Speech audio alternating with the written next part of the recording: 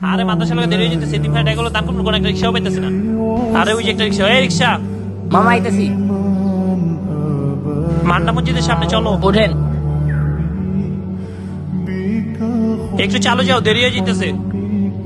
মামা হয়েছে এই জায়গায় রাখো, তোমার ভাড়া কত? 50 টাকা। 50 টাকা, এই নাও। ঠিক আছে।